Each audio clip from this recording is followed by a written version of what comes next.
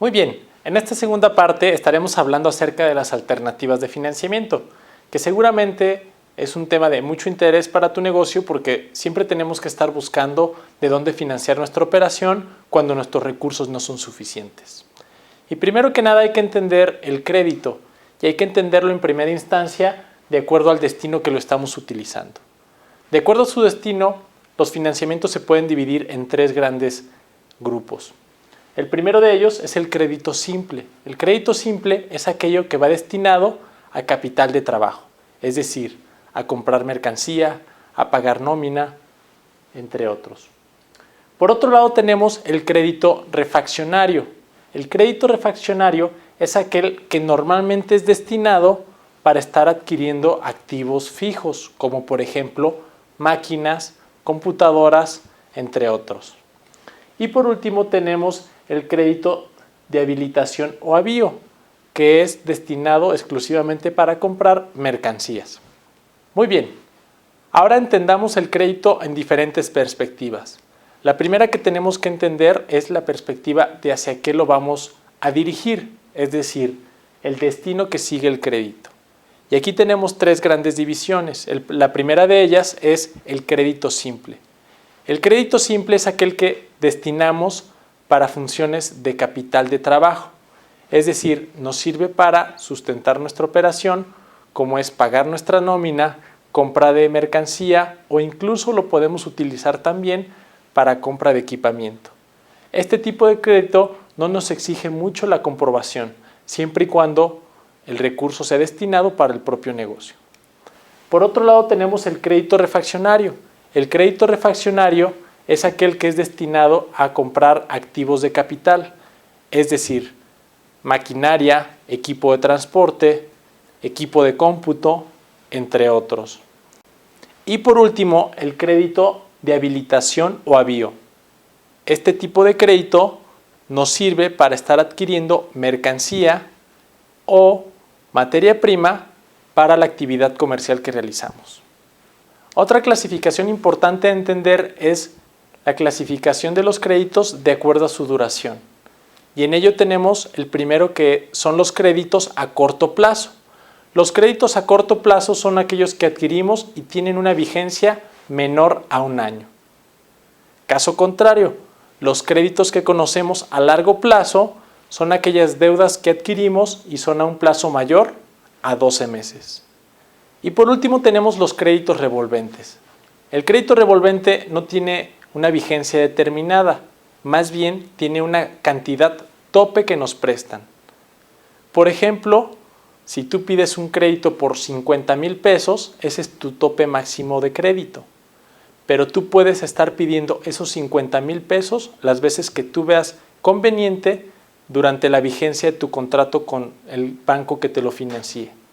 Es decir, si tú utilizas los 50,000 pesos en el mes 1 y en el mes 2 lo liquidas, puedes volver a disponer de esos 50,000 pesos y así durante el periodo que tengas acordado con el banco por esa línea de crédito. A continuación estaremos viendo las etapas para obtener un crédito. Y la primera etapa es la precalificación. En la etapa de precalificar, algún ejecutivo que nos esté atendiendo, dependiendo de quién nos pueda prestar dinero, valora si nosotros somos sujetos a crédito de acuerdo a los productos bancarios que ellos ofrecen. Y empiezan a valorar nuestra capacidad económica y moral para adquirir una deuda. De suerte tal que en estas etapas es muy común que llenemos un cuestionario básico que le permita al ejecutivo del banco conocer las características de nuestra empresa para saber si calificamos en las características de los créditos que ellos están otorgando. En la integración consiste en estar recabando todos los documentos necesarios una vez que fuimos precalificados. Es decir, ya cumplimos los filtros mínimos, ahora tenemos que recabar todos los documentos para que evalúen si nos van a prestar o no. Dentro de los documentos básicos podemos encontrar una solicitud formal del crédito, quién va a ser el responsable del adeudo, si nos piden aval nos van a pedir los datos del aval, tenemos que presentar información amplia de la organización, seguramente nos pueden pedir estados financieros de la empresa o, en su defecto, los estados de cuenta para que conozcan el flujo de operación de nuestra organización. Una vez que completamos estos requisitos que nos pide el banco o la institución bancaria que estemos acercándonos, viene la siguiente etapa, que es la validación, que se divide en dos grandes bloques. La primera es en el cual el ejecutivo verifica que toda la información sea correcta y acorde a los requisitos establecidos por la institución bancaria que te estás acercando. Y en segundo punto es que un comité de crédito verifica si eres sujeto a crédito de acuerdo a sus parámetros, en el cual analizan tu información para saber si eres solvente tanto económica como moralmente para poderte prestar. Si ellos así lo ven pertinente, liberan tu crédito y te lo autorizan, definiendo las condiciones básicas del crédito. Es así como partimos a la siguiente etapa, que es definir garantías. Dependiendo de la institución bancaria y del producto financiero que estés adquiriendo, se definen las garantías para ti. Y aquí las garantías pueden ser diversas dependiendo del producto bancario, como puede ser garantía hipotecaria, como puede ser a través de un aval o un responsable solidario, entre otras. En la siguiente etapa viene la firma del contrato. Una vez validadas las garantías, se tiene que formalizar el acuerdo para que te puedan entregar el recurso solicitado. En la firma del contrato se caracteriza por que validan a ambas partes las condiciones del crédito y que el expediente esté correctamente lleno para que puedan otorgarte el financiamiento que estás solicitando.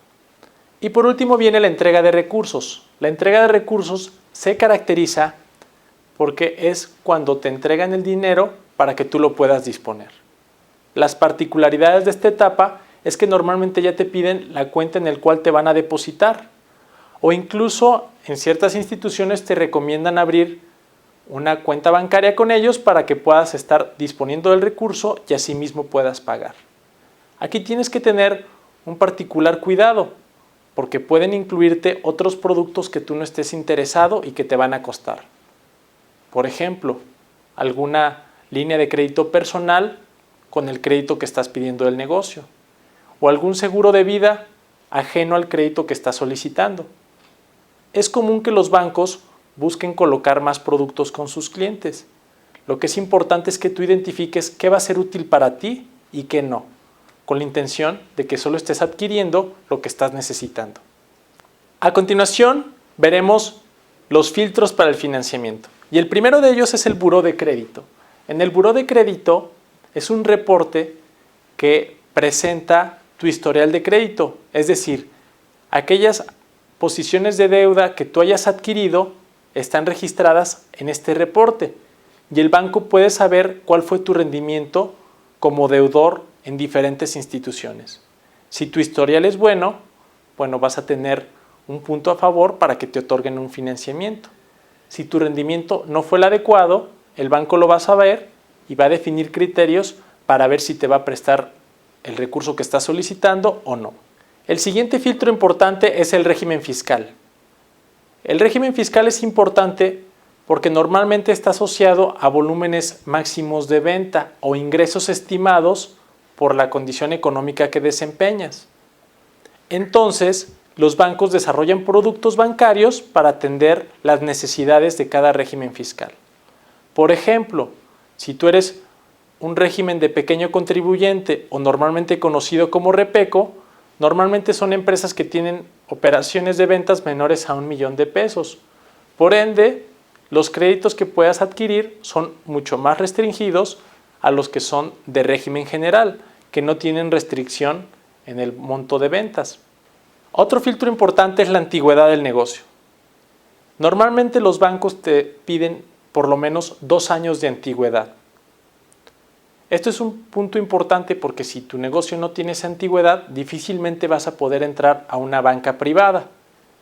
Pero seguramente podrás encontrar fuentes alternativas como microfinancieras que te puedan prestar dinero con antigüedades menores a 2 años.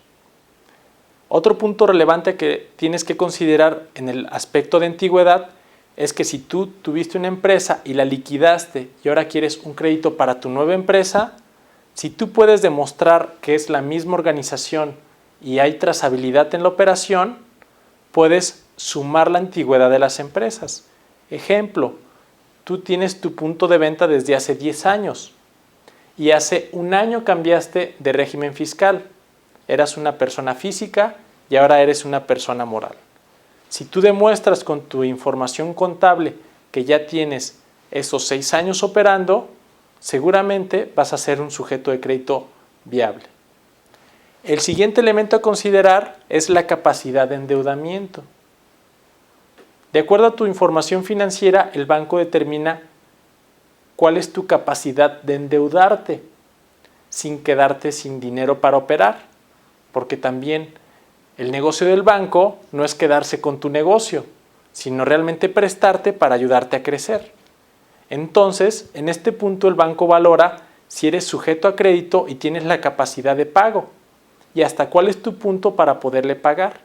Esto le da certeza al banco que ante situaciones adversas tú puedas cubrir la obligación que tienes con ellos. El siguiente filtro importante es la garantía.